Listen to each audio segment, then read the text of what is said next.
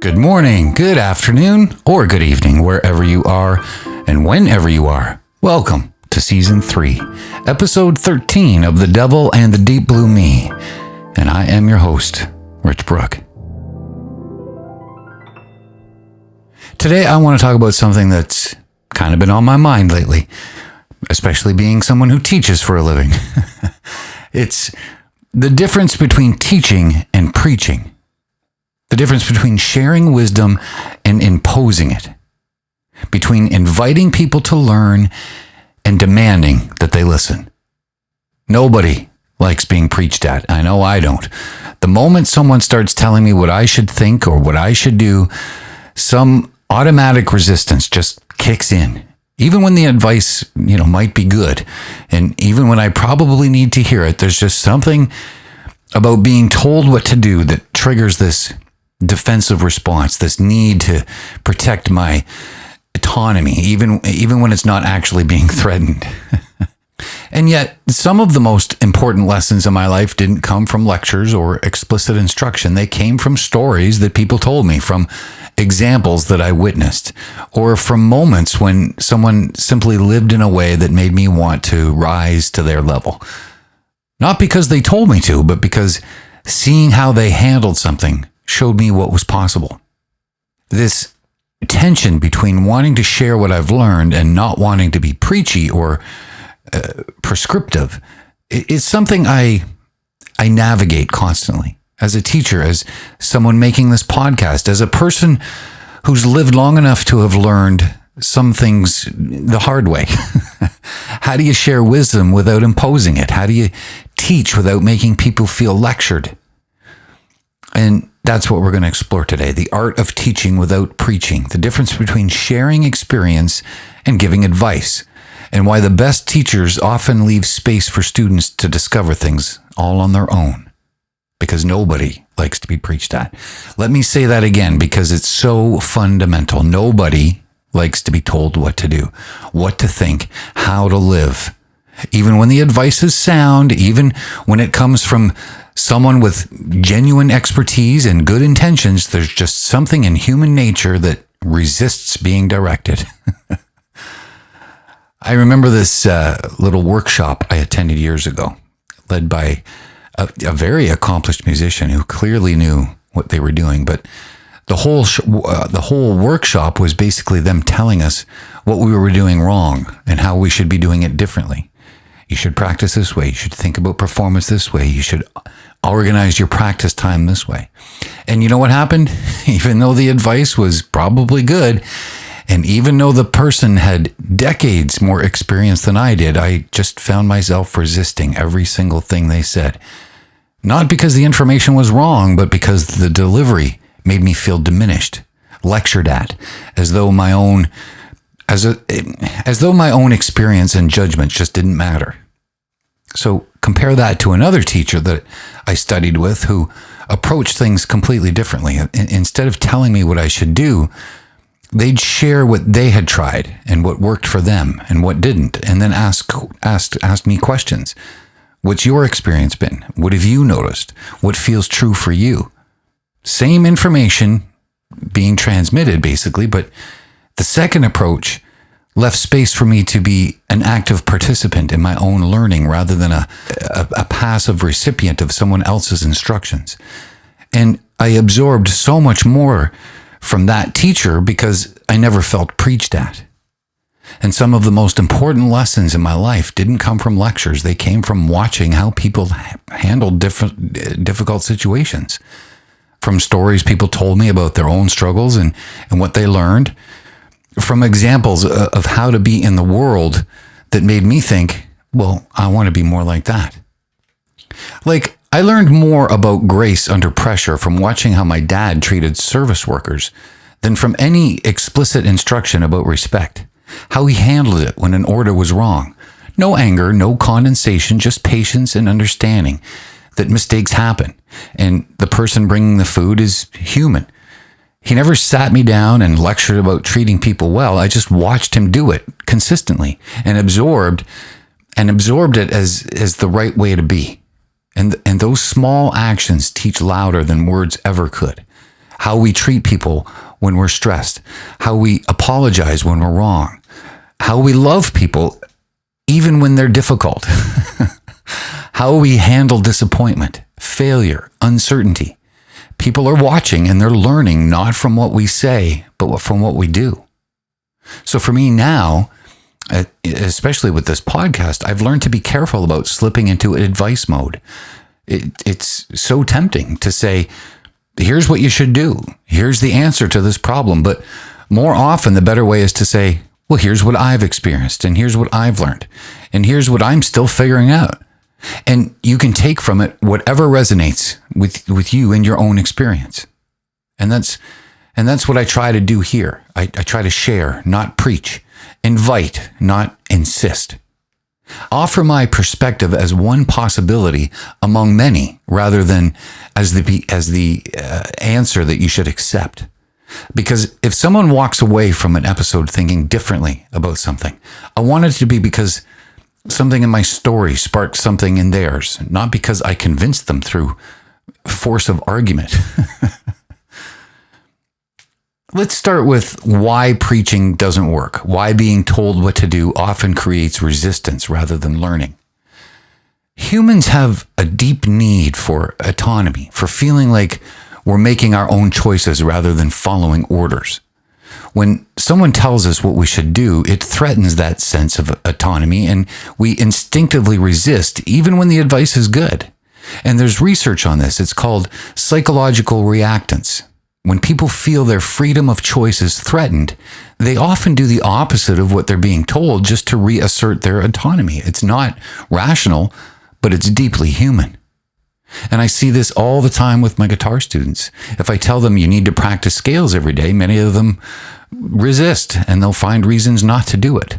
Or they'll feel like practicing has become a chore. But if I say, let me show you how scales helped me and how you can experiment with whether they'll work for you, suddenly they become a little more curious, a little more engaged, and certainly willing to try. Preaching assumes a hierarchy where the teacher knows and the student doesn't. And while there's often a real difference in expertise, framing it in that way creates distance rather than connection. It makes learning feel like a one-way transmission rather than a collaborative exploration.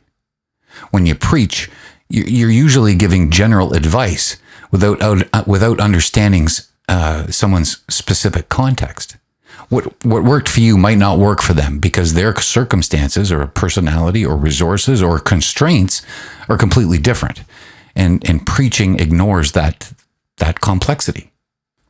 Like, there are students who thrive on structured daily practice routines and students who do better with more flexible, intuition-based approaches. If I preach that everyone should practice the same way, I'm imposing a preference onto people whose brains and lives might work differently. And preaching often invites rebellion. Tell someone they shouldn't do something and suddenly doing it becomes far more appealing. It's why forbidden fruit is so tempting, why teenagers do the opposite of what their parents tell them, and why adults resent being told how to live. Being preached at activates defensive responses. Instead of being open to new information, people start mentally arguing against what you're saying, looking for exceptions, justifying why it doesn't apply to them. And you've closed them off from learning before they've even processed what you're trying to teach them. And I certainly notice this in myself when someone starts giving me unsolicited advice about music or teaching. Even if they're saying something valuable, my first response is often defensive. They don't understand my situation, or it's different for me. And that might work for them, but not for me. I'm not actually considering their perspective at all. I'm kind of protecting my ego. And something else is that preaching damages relationships. It positions you as a superior, as the one who has answers while the other person needs fixing. And that creates resentment rather than connection, and resistance rather than, being receptive. So if preaching doesn't work, then what does? What does it actually look like to teach without making people feel lectured at? Well, first of all, share your own experience rather than just giving advice. Instead of you should do this, try, well, here's what happened when I tried this. Instead of, well, the right way is, try, well, what worked for me was this. And this frames your wisdom as personal discovery rather than universal law. When students ask me how to deal with performance anxiety, which I get a lot, I don't give them a list of what they should do. I tell them stories about my own anxiety, the times it was paralyzing, the times that I managed it better, and what I've learned through decades of being nervous before every single performance. They can take what resonates and they can ignore what doesn't. And ask questions rather than giving directives. Questions invite people to think for themselves, to discover their own answers, to be active participants in their own learning. What have you noticed when you practice this way? Or how does this feel in your body? Or what do you think might help? And this is ancient wisdom. Socrates taught through questions, helping people discover what they already knew rather than telling them new information. And it's still the most effective teaching method because it creates genuine understanding rather than just memorization. So tell stories, because stories invite people in without demanding that they agree with you. Stories let people see themselves in your experience without being judged. And stories teach by example rather than instruction. And they work well too because they're indirect. The lesson is embedded in the narrative rather than explicitly stated. People can extract their own meaning and apply it to their own situations. They can make it their own.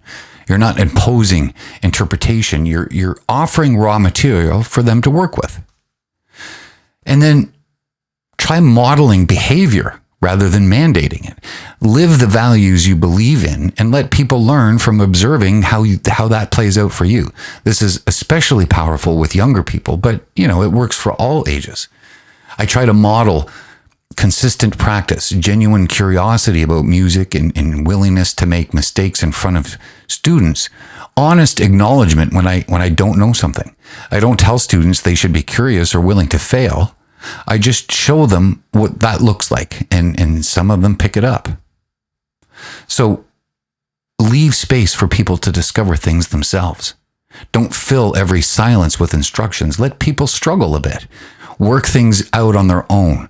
Come to their own conclusions.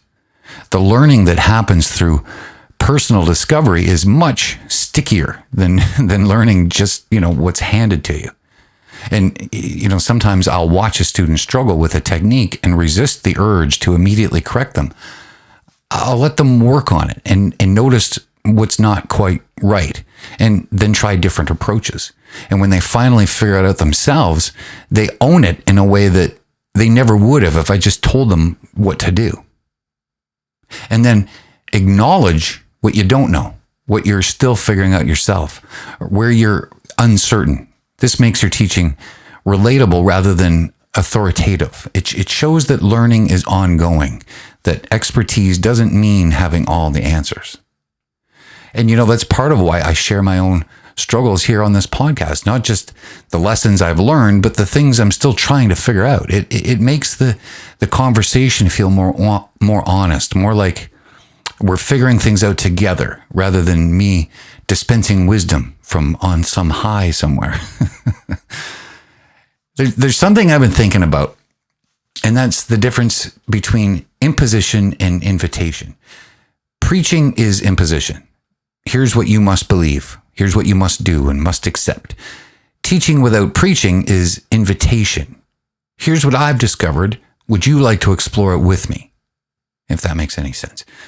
Invitation respects autonomy. It says, I'm offering this to you, but you can decide whether to accept it and how to use it or what it means for you. There's no pressure. There's no judgment if someone declines. No assumption that there's only one right way to respond. And when I share something on this podcast, I think of it as an invitation. I'm inviting you into my perspective, my experience, my way of making sense of things. But I'm not trying to convince you that my way is the only way or even the best way. If something resonates, use it. If it doesn't, well, don't. That's fine too. Invitation shows respect for the other person's capacity to know what they need to make their own decisions, to be the authority of their own life. And preaching assumes that you know better than they do for what's right for them, but that's actually never true. And with students, I try to invite them into techniques, approaches, ways of thinking about music. Here's something you might try. See what you discover when you experiment with this. Not do this because I said so, but try this and notice what happens. Invitation creates curiosity. When you're not being told what to do, when you're being invited to explore, there's room to be genuinely interested. You're not resisting or complying, you're discovering. And invitation kind of builds ownership. When people choose to try something because it seems interesting rather than because they were told to, they're way more invested in the outcome. It's their experiment. It's their discovery. It's their learning. And it creates better relationships. Instead of teacher-student hierarchy, it's more like colleagues exploring together.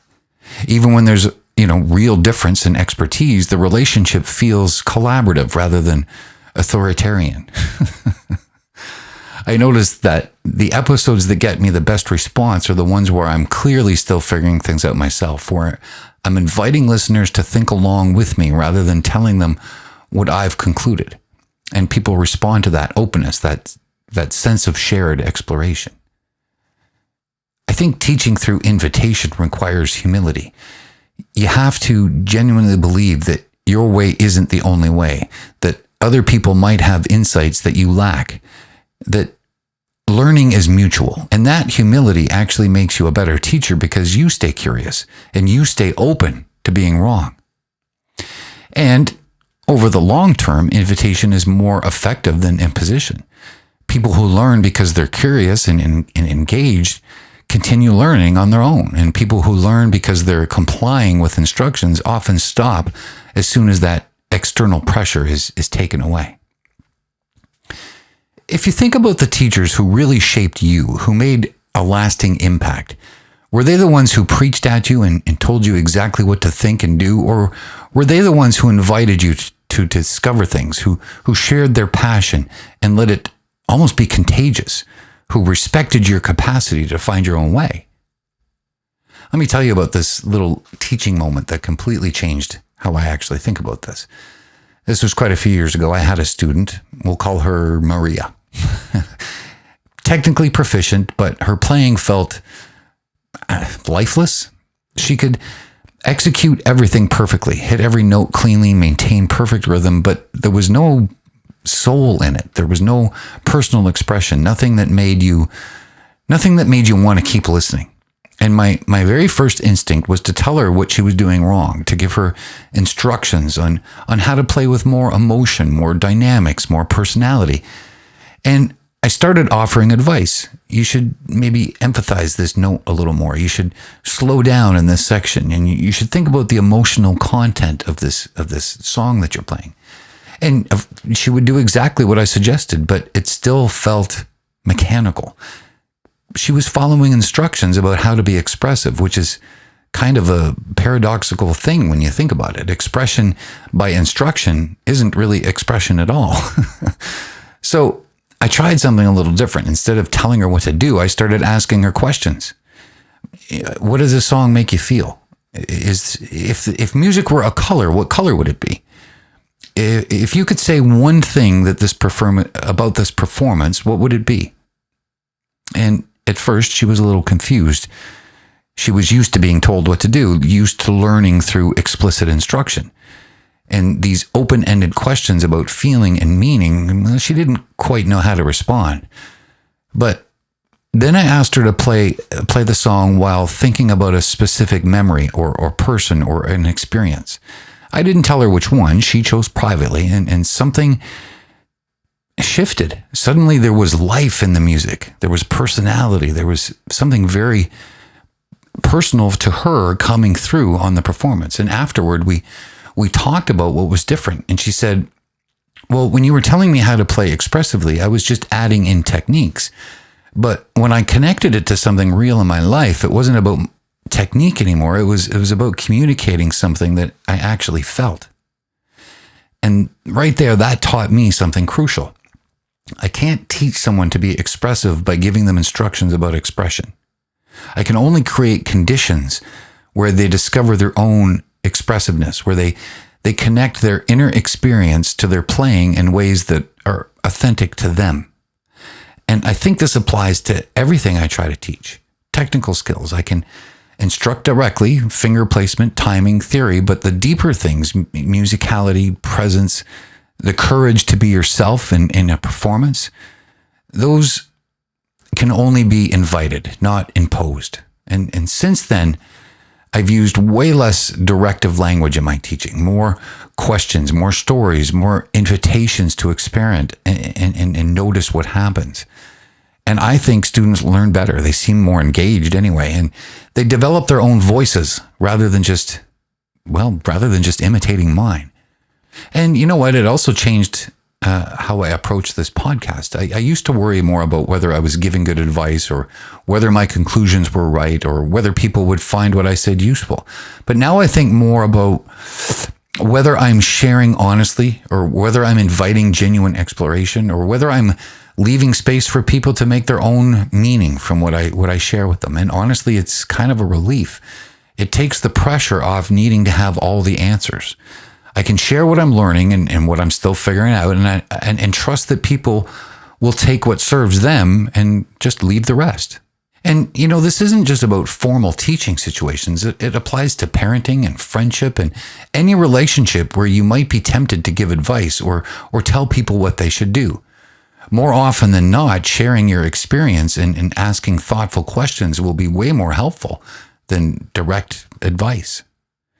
And that's what I try to do here. Share, not preach. Invite, not insist. Offer my perspective as one possibility among many, and then leave space for you to make your own meaning and come to your own conclusions and take what serves you and ignore what doesn't. So I guess the next time you're tempted to tell someone what they should do, try sharing what you've experienced instead. Next time you want to give advice, try asking a question. And the next time you want to preach, try telling a story and just see what happens. You might find that teaching without preaching is actually more effective than teaching through it. Anyway, now it is time for this week's segment of enRICHment, where we're going to look at a few facts that might just deepen your understanding of how learning actually works. Did you know the word educate comes from the Latin educere, which means to draw out, not to pour in, not to fill up, but to draw out. The original conception of education wasn't about transmitting information from teacher to student, but about helping students discover and develop what was already within them. And somewhere along the way, we lost that understanding. Modern education often treats students like empty vessels to be filled rather than like beings with inherent wisdom and capacity that needs to be drawn forth. But the etymology reminds us of what teaching is actually supposed to do. And here's another fascinating finding. Research on learning retention shows that people remember about 10% of what they hear in a lecture, but 90% of what they discover through active experimentation and teaching others. And to me, that's a massive difference. And it explains why preaching, which is essentially lecturing at people, is so very ineffective.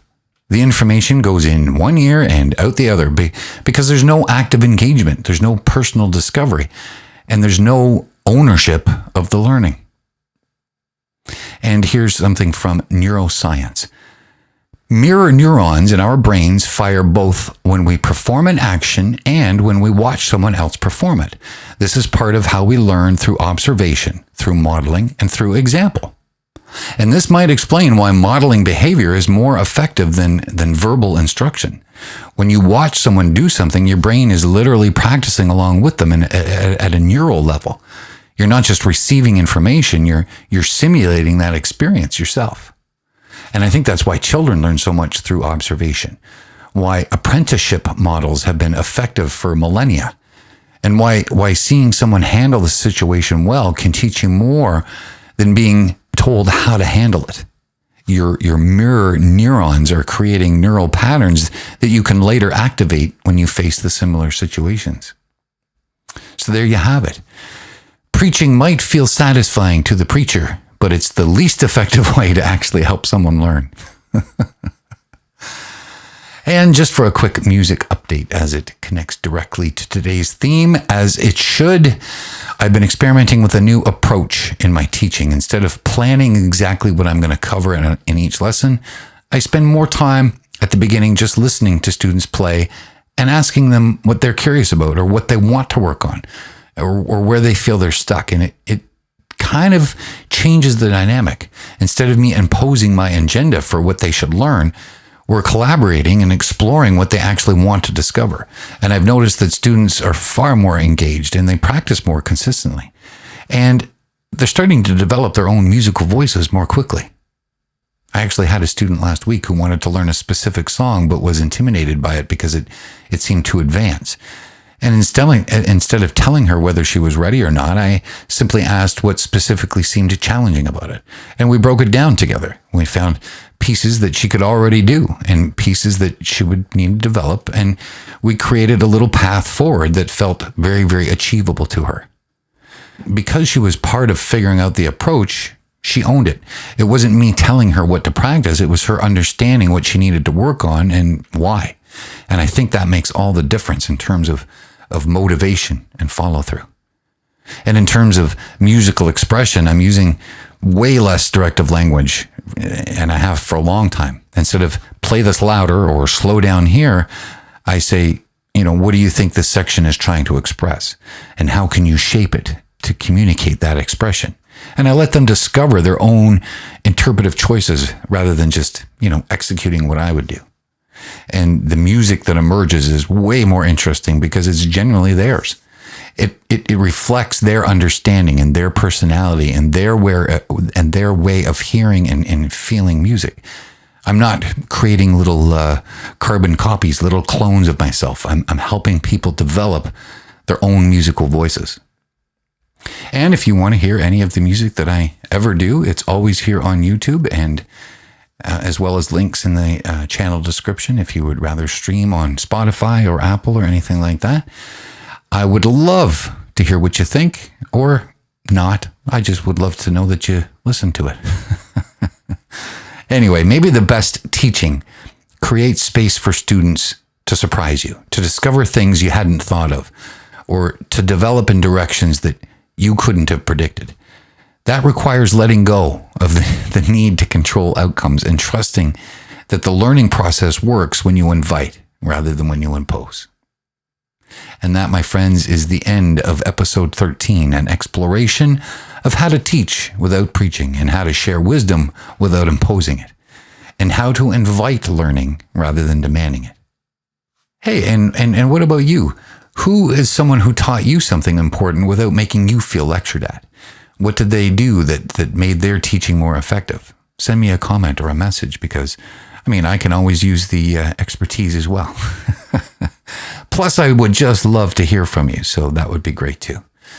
And I certainly think we need more sharing and less preaching, more invitation and less imposition, more humility about what we know and more curiosity about what we might learn from each other. So if you're in any position where you might influence others, a parent, a teacher, a friend, a colleague, a mentor, consider experimenting with invitation instead of direction. And then share your experience rather than giving advice. And don't forget to ask questions rather than providing answers. Model the behavior you value rather than demanding others adopt it. You might find that not only is it more effective, but it also creates better relationships. People now feel respected. They feel seen and trusted to make their own decisions. And that creates connection rather than resistance. And it creates curiosity rather than defensiveness.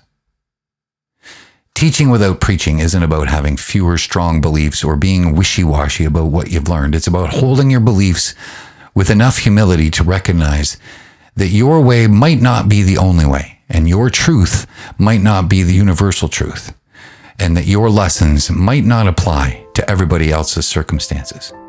And while you're practicing that art of teaching through invitation, please Have yourself a safe and happy week.